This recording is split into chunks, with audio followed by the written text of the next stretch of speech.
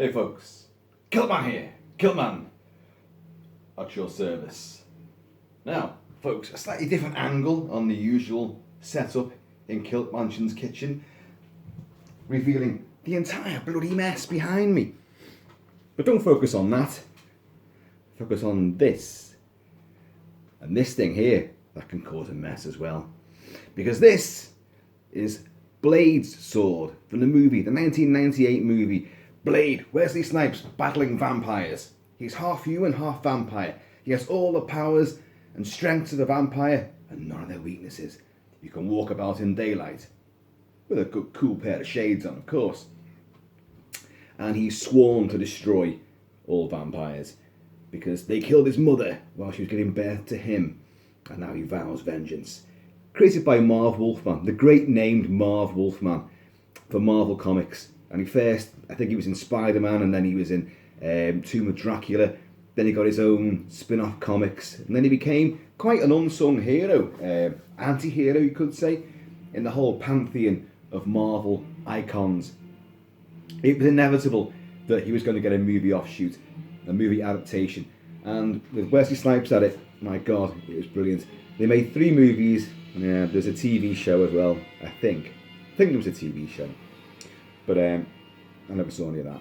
But the movies, first one is tremendous. Second one is even better, which Guillermo del Toro did. It was Stephen Norrington who did the first one, and then he did Blade Trinity, which wasn't so good. That's where he finally bumps into Dracula. It wasn't a good movie. It wasn't. And but at least Ryan Reynolds got in there as well. Pre-Deadpool Ryan Reynolds. So folks, here is the sword of the Daywalker. Now, a little bit of history behind this. It was designed and storyboarded, and then a guy called Tony Swallett designed the prop sword for the movie, which I'm going to cover at length when I show you this. And that version was then, the prop was given over to Factory X, the great Factory X, who then did the initial fully licensed official replica sword.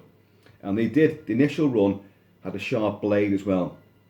Both edges, a double-edged sword, very sharp, nasty point as well. That swiftly, sold out, as you can imagine.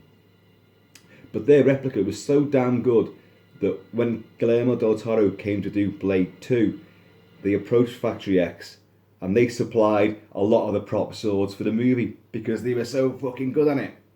Anyway, in the movie, here we have the sword, right? Double-edged sword. It's quite a long sword, not as long as some. It would be known as a long sword. Let's get a shot of that. In the movie, it does sit on a little wooden plinth like that. Obviously, it doesn't have Blade written on it, right? That would be silly. Like James Bond having his Walther PPK on a little gun plaque with 007 underneath it. Look at this. It's a full tang sword. Full tang meaning that the blade, it's all one piece. So that blade runs all the way into the hilt as well. So the hilt is fashioned onto it. A lot of swords where, it's just a blade affixed to a hilt. And you get that with knives as well. If you used it in actual battle, it could snap. It would not be as strong. So you need that to run all the way through. And then you get called a full tang. That and what's inside there is one continuous unit. This is made out of 420 stainless steel. And as I say, the first editions were sharp. Now, that point is exceptionally sharp. Got to be careful with that. And you know how clumsy I can be with these things. The edges are sharpened. Yeah, this is not like your normal replica blades where it'll be a swedge. It'll be completely blunted. The grinds would be, if you look, I don't know if you can see on this, obviously, the shaft of the blade is angled, is tapered either side, where the 2 grinding points, where you've sharpened it, the 2 grinds meet, the upper one and the lower one, and that will define the edge, obviously. Now, this is not razor sharp, otherwise I would not have been able to run my fingers down the blade, but they're not normally that sharp, but they are sharpened to do the damage, obviously. So this is one of the earlier releases. Very lucky to have this. There's numerous releases of this sword been made ever since, and some of them are really good. I don't think they're official ones, but a lot of them actually have the harness, the snap buckle harness which Blade wears underneath his big leather trench coat, which has a little convenient little slit in the back so that he can carry it on his back like that, locked into this harness. Now, I have discussed many times, as regular viewers will know, although that looks really cool to have your sword strapped to your back, it actually you can't get that sword out. If you get into trouble and you want to unleash your blade, well, you won't be able to. You'd have to start messing around and pulling it. They would have cut you to ribbons by the time you got that blade free. So it doesn't happen. It looks cool, but it doesn't happen in reality. But it's just one of those things. And in the movie, when you do see him draw it, there's cuts to do it. That's how they've shown it. And I've gone on about this at length before, as I say. And you see him go like that, and then there'll be a quick snap cut, and then there's the swords out, and they're doing all shit like that. People often mistake this sword for a samurai sword. It is not a katana. This is not a samurai sword. Its antecedent would certainly be a sort of European longsword, possibly Viking, possibly French origin, but that is not a samurai blade at all. People make that mistake because they see this rounded sort of well, I would say cross guard, but it isn't a cross guard. It hasn't got a cross guard. In fact, this is another reason why this weapon would be very impractical to use in battle. Even samurai swords have a proper cross guard on them. And why is that there? That's to protect your hand, protect your fingers, your wrist, when you're actually in close, in a melee, and you're skirmishing and fencing with somebody. Because their blade could slide down your blade, and it would hit the cross guard, your hand's protected. A lot of swords have a basket sort of weave around it as well. Like a lot of the more modern claymores have a basket,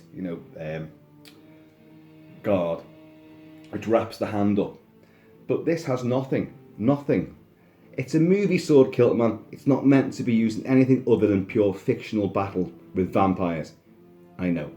But I like to discuss, sword technique, sword construction, and if they could actually be feasible in combat. Now that blade's good. That's a good strong blade. The full tang makes it strong as well. It's very, very wickedly sharp here, so penetration is not going to be a problem. Its cutting edges are both quite handy, quite tasty. As I say, the ones that came out later, because after Factory X sold out of these initial ones, they then did one with a false edge. I'll come on to that in a second, because that confuses a lot of people as well. And then United Cutlery, they released a version, but again theirs was blunted, completely blunted, even at the end, rounded tip and blunted. Understandable, for legal reasons obviously. And it's only meant to be a prop display sword, isn't it? But this blade could be used in combat, certainly. It's strong enough to take it, and it would do a lot of damage if thrust into somebody. But it would you come unstuck because you've got no defence down here. So if someone else's blade slid down this, you're going to lose your fingertips, you're going to lose your knuckles, or get your wrist slit. But back to the actual design of it.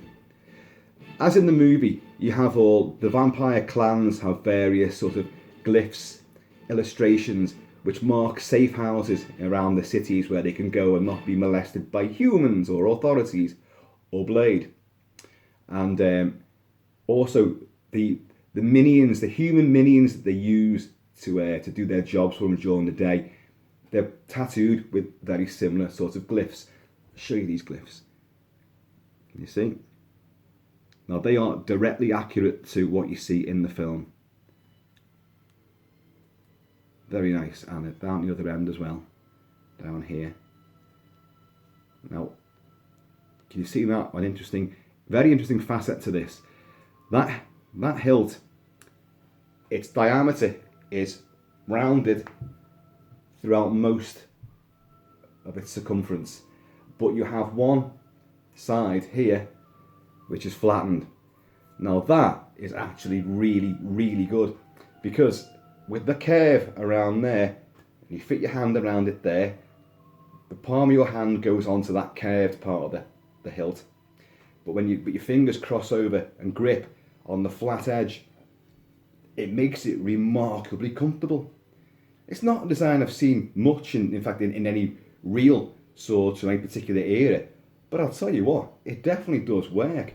Having used and wielded swords, throughout a lot of my life, I find that grip to be one of the best that I've actually encountered. That feels so stable, so rock steady, so totally gripped hard within that hand that it feels comfortable. Your dexterity is actually improved with it as well. Your grip is far, far greater and more stable, I would say. Now you can see there that I can get two hands around that, but it's not the most comfortable. It's a one-handed sword. This is not meant to be used. It's not meant to be used as a hand and a half or a two-handed sword. It's a one-handed sword. But you will see Wesley Snipes going at it with two hands sometimes. Like, that sounded really wrong. Mr. Snipes, if you're watching this, if ever you ordained to watch a Kilt-Man video, when I said going at it with two hands, that's a compliment to a man of your size and stature. So yeah, also in the film, if you remember, it's booby-trapped. Can you see this sort of design work here? If someone else picks up his sword, someone that is not Blade, obviously, the sword seems to know. And a little mechanism sort of goes into operation, and it spins around, and they'll be like, oh, what's that about? And after maybe 5, maybe 10 seconds, because he can set the timer on it, spikes will eject out of this part here and will take off the hand of the person wielding it who shouldn't be. And then they'll snap back in again. It's just a little, little booby trap that it's got there. But you'll see this this mechanism around here. You'll see that all move around. There's a safety catch which he can push back in to put the blades back in. But and seal the defensive mechanism again. Obviously, this doesn't do that. And in reality, most of the swords that Wesley Snipes used wouldn't do that either. It was just for one particular moment, But this is a beautiful, beautiful movie sword. As I say, there are some practical, advantages to this style of blade, but there's also some disadvantages too. But it looks totally iconic. It looks brilliant, and to see him using it, he carves through legions of vampires. Things like this, yes, these guys here, and things like, don't know if you can see him, but up in the corner here, there's another one of these suck heads, It is stamped here. Don't know if you can actually get to see that, but the Factory X logo is here. There's not a number on it, so I don't know if these were actually limited at the time. I just don't know, because these have been available for quite some time. I think 2000, I think this came out. In fact, it does say on here, yeah, I think it's 2000 that this was released, this sword, yeah. And as I say, they went through various permutations. The sharp ones, which this is, the false edge ones, and the blunt ones. Now, this thing about the false edge, this is where people get very confused over stuff like this. They go, oh, what's a false edge? Well, have they not sharpened it? Is it a fake edge?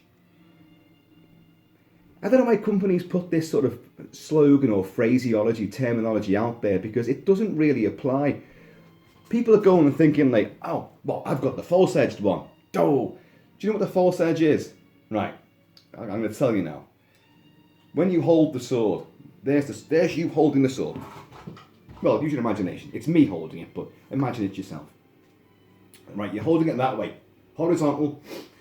That top edge there, that's the false edge.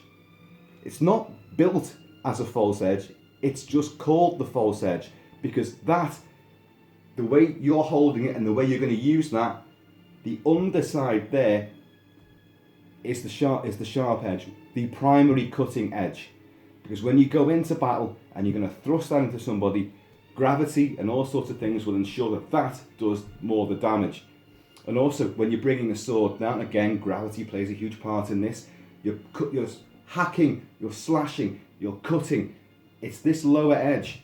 The one, your knuckles are there, it's the edge aligned with your knuckles. That's your primary cutting edge. Then it's no different from the one at the top. You know, because you could turn the sword that way, you know what I mean? And it would be the same sort of thing. It's not been manufactured any differently. Some are, I know, and some will have they're designed specifically to have, this is not this sword, but they're designed to have a sharpened edge just to a degree, maybe down towards the point, that'll be sharper, and then the rest will be sort of smoothed off, not as sharp. So you will be meant to be using the sword that particular way for every skirmish you get involved in. And it's all designed, a lot of knives are like that as well, like Bowie style knives. And it's designed just for pure cutting and penetration purposes. But this sword, that is the false edge at the top, only because it's not at the bottom. If it's the end of the way, it'd be that way. It would be the false edge.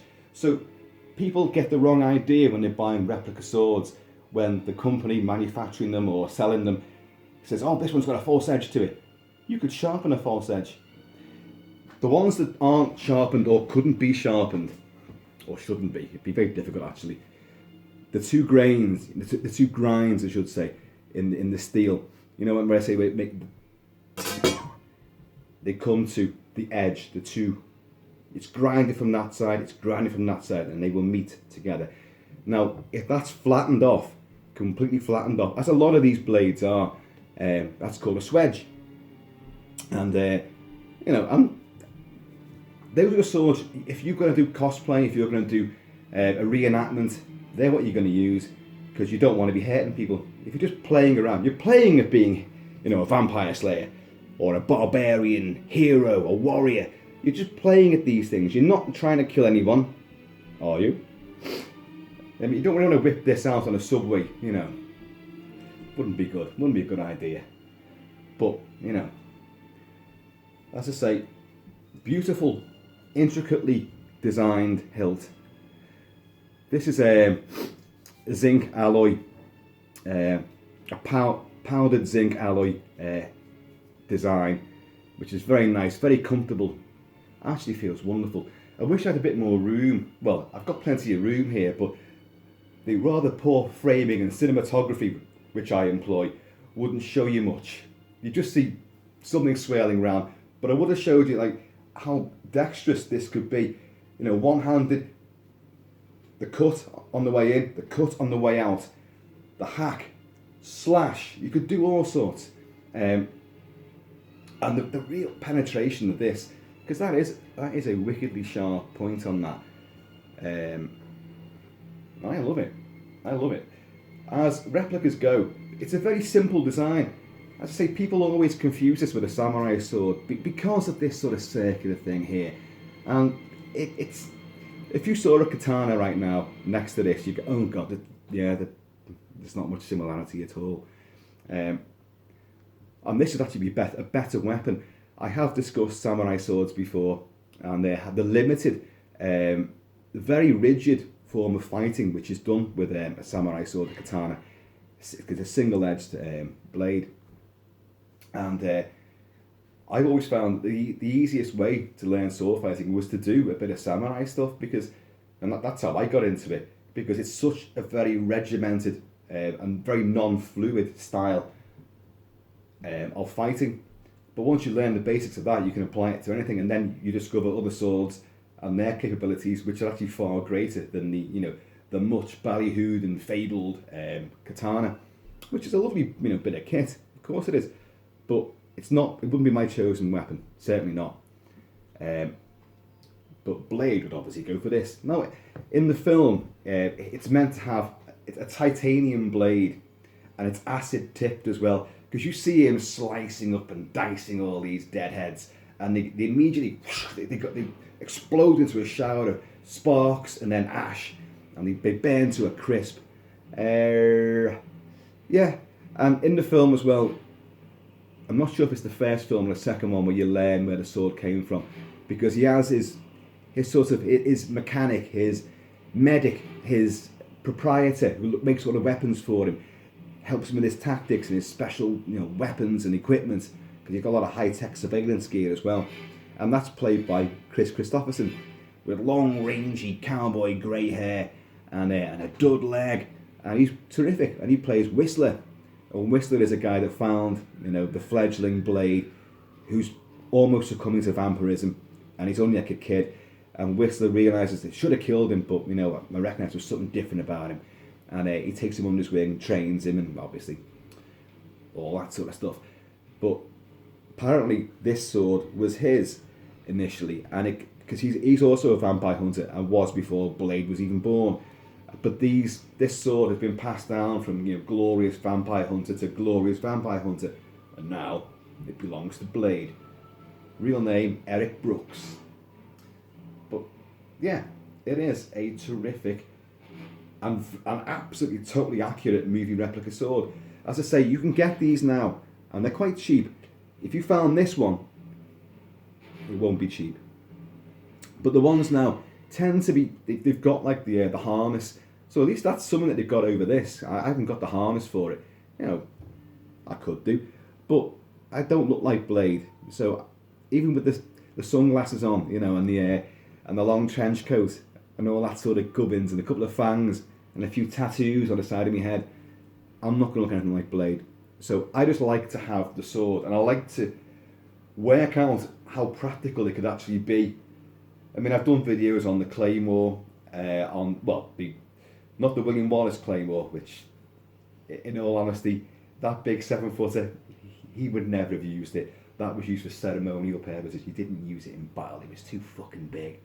So don't be stupid. But what else was the Conan, the Atlantean sword, which is absolutely gorgeous. I love that sword to bits. And I think I did 2 videos on that. First one when I just got it, and I said how impractical it was to use in battle. It looked great, but it was either weighed too much or it wasn't long enough. The balance was wrong. Not something you can say about this, because the balance is perfect on this. Absolutely perfect. That's a major good point about the sword production and design and sword build. The only thing I'd say wrong with this is its lack of protection, its lack of a crossguard. That is no good at all. It's nice and iconic and distinctive. Look at the way it's gleaming there. It's gleaming. Vampires with that. Bright light, bright light. But the Conan Atlantean sword, I actually did some workouts with that, and I did some fight training. And you know what? I did do another video saying that you actually could use it. And surprising enough, you see Arnie wielding it with one hand and doing all his skills, strimming it about behind his head and spinning it around, wrist contortions with the blade and all that. Yeah, and I thought, can't do that. Well, you can do it, but it's still an ungainly blade for what it is, and it's a pure fantasy sword. The one that everyone loves, and I've got it. Oh, was it that? No, I had a load of swords down here because I was doing stuff with them, and I've got the sword of the Kurgan, and I'm pretty certain I may have covered that in a video at some point. If not on YouTube, certainly on Facebook. And of course, the Kurgan sword, Clancy Brown and Highlander. It's iconic. It's a great mythological sword, but the one that you see him use fucking wouldn't work. You see him put it together, and it's in 3 different parts. If you're gonna fit a blade, if you're gonna put that half of the blade onto that half, what do you think's gonna happen when you actually smash that against another blade? Yeah, you got it. It's gonna snap, isn't it? And you see him do it all, and of course it has these ridiculous little spikes that come out from the crossguard. In the film, they shoot out from the crossguard. The version I've got, because you're not allowed to have spring-mounted blades, like a flick knife or anything like that. It's totally illegal. In many, not just in this country, but in many countries. So the version I've got, they're not activated. they are attached to the blade itself here, and you literally just pull them out like that.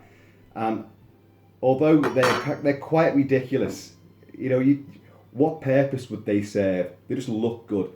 Well, to be perfectly honest with you, there is historical precedent for it, because in old fencing, when they were drawing up the sword manuals, the fencing manuals from like the 14th, 15th, 16th centuries, and techniques and tactics evolved over those periods. When you were fencing with someone else, and you had, I forgot what they call them now. Well, let's call them spikelets. That isn't the term, but it'll do for now. And as I said before, when two blades meet and they will slide down each other, if you had those spikes there in a duel, you could disarm your opponent because you would hook that blade and you could take it out of their hand. So they're not that bad. The way that they're used in the film is not right, because it's just done for cosmetic, threatening purposes, because he's a fiend. But as iconic movie swords go, the Kurgan blade is fabulous, and it's one hell of a big weapon, that. This, comparatively, is very small and very simple design, isn't it? It's just like a needle, just a great big steel needle. But all I would add to it, if I was going to design it myself, I'd give it a crossguard. And then, hey presto, you would have a magnificent tool for dispatching not only vampires, but fucking anything. Rhinos, Don't hurt rhinos, people. Don't do that. Vampires, yeah, but it's open season on suckheads. But it is a beautifully balanced blade, marvelously designed, very, very screen accurate. It can be polished up, it can be made to gleam. You just need to I've got fingerprints all over this, because I only got this yesterday, and I've been like, why? Oh, playing with it and all that, like fondling it. But I do love it, and I love this because in the film, what's her name, Vanessa, the nurse that he gets bitten and he takes under his wing, and she ends up fighting alongside him, and he needs her. She helps him at the end when he's getting his blood drained by Stephen Dorff and all that. Like, well, when she comes to in their little compound, him and Whistler, and she begins to prowl around, she sees like this under a towel. There's something on the side, and when she takes the towel off it is literally, it's this sitting on that. That's a gorgeous reproduction of that, So, and I think the modern ones don't have that. I think modern versions they have the harness, but anyway, I don't know. There's so many versions of this sword out there now, but you can't get this one now. Well, you've got to be clever. You've got to have somebody in the know. Dave the Blade, thank you, sir. You're my man in the know. You're my Whistler. But yeah, folks, there you go. Let's have another close-up. See if you can appreciate. Look at that. A lot of them, again, can you see the length of that point there? A lot of them, the lot of ones I've seen now, the point is it's very short, tiny little taper. This is far greater and accurate to the movie as well. And again, yeah, let's show you all this. I know when I was showing you the sword of Maximus, the Spatha, the big cavalry, the long cavalry sword that he uses in the opening battle sequence of Gladiator, that has a faux ivory carved hilt. It's uncomfortable to use. It's accurate. They did have ornate hilts like that, but when you hold it, it is not a comfortable hold at all. This, now you might think that'd be the same with these sort of strips, these ribs going down the shaft. That sounds rude as well. But it's not. It's actually incredibly comfortable. And I say, with that flattened segment here, it really makes your hand, it becomes one, and there's no give with that. That full tang, that is sealed beautifully. Very, very well constructed. For a replica, well, Factory X and even United Cutlery do really, really high quality replicas. and props and stuff. But this is in a different league. This, I've got to be honest, I'm absolutely made up with this. If you're I mean, you can run your fingers down it, but I wouldn't press too hard on that, because you will end up losing a digit or two. But yeah, folks, of course you may have heard there's some vampiric music playing right now from Bram Stoker's Dracula, composed by, I can't pronounce this guy's name, and he's sadly deceased as well, Dracula, Roger Rabbit. It's great music. The themes to Blade, I mean, obviously because he's funky, you know, he's streetwise. There's a lot of like really funky dance tracks on the soundtracks to the Blade movies, but the actual scores are pretty good too, and I've got them. But could I find them for the purposes of this video? No, I could not. But folks, I'm sure that's perfectly apt. So there you go. There you go. The sword of the Daywalker, because he can walk around in daylight. Anyway, folks, hope you enjoyed that little bladed treat. And stay safe. Watch out for vampires. Keep your necks covered. And carry a sword. I'm joking, don't do that. And I'm going to see you all later.